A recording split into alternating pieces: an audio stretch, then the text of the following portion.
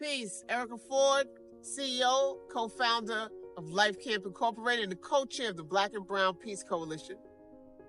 Greetings. Kefra Kiers, Chief Wellness Officer of Life Camp, founder of Gymnasium LLC. A. Hogan, Chief of Streets, Life Camp Inc., former Basie Park president for 21 years. We're here down here in Washington, D.C. for one thing, to watch 31 students from 21 different cities really begin to elevate and evolve and become their conscious revolution, the consciousness of the people that are being lost and now found. It is so wonderful to be here in D.C. to see this first cohort graduate from our Community Violence Intervention Leadership Academy.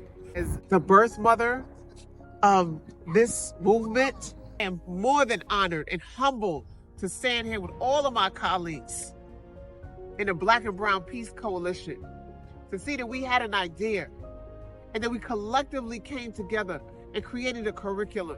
When you look at the history of Southeast Queens, South Jamaica, right, the number of people that were killed, when you look at the impact that Southeast Queens and drug dealing and the whole drug game in the 80s had on the entire United States. What do you think will happen if we don't come to grips with this? We will be a third-rate country. No longer be first class in anything. We won't be able to control it. It's already taken over your neighborhood.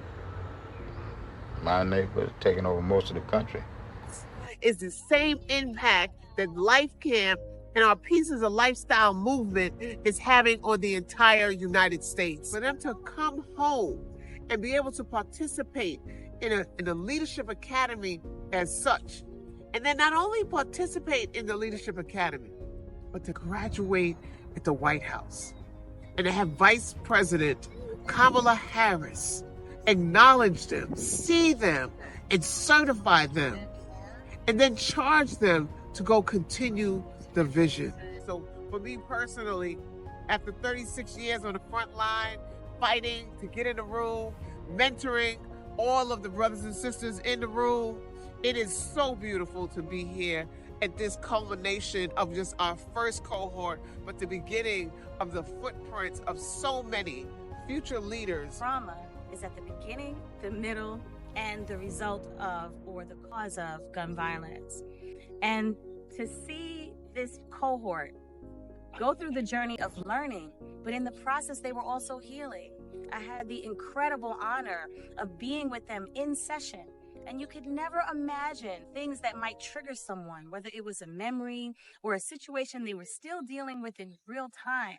And while they were in different parts of the country, the things that they had in common were the social determinants of health, whether it was stress, whether it was grief because of loss of loved ones, or poor nutrition, or lack of rest, or just the lack of an understanding of how to process and emotionally self-regulate. And so in an ecosystem, healing is needed, and you can also share trauma.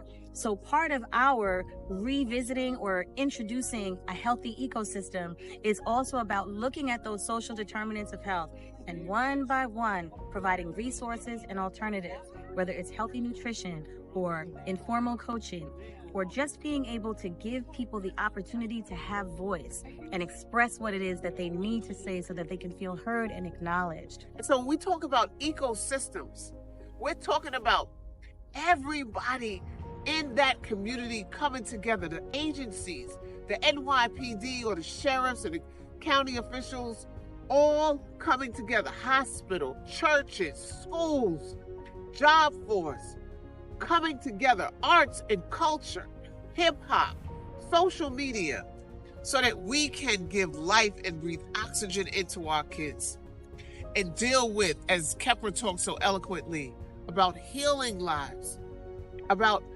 generational trauma, changing those conversations to generational wealth.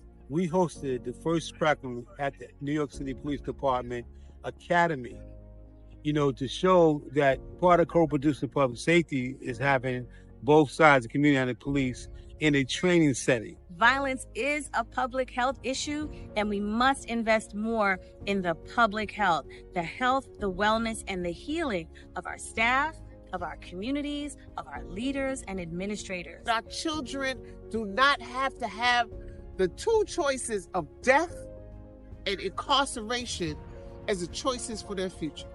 They can live, and they can grow, and they can breathe life into their children. We are going to continue to make history as we stand in Black History Month because we are committed to the change and the betterment of our people.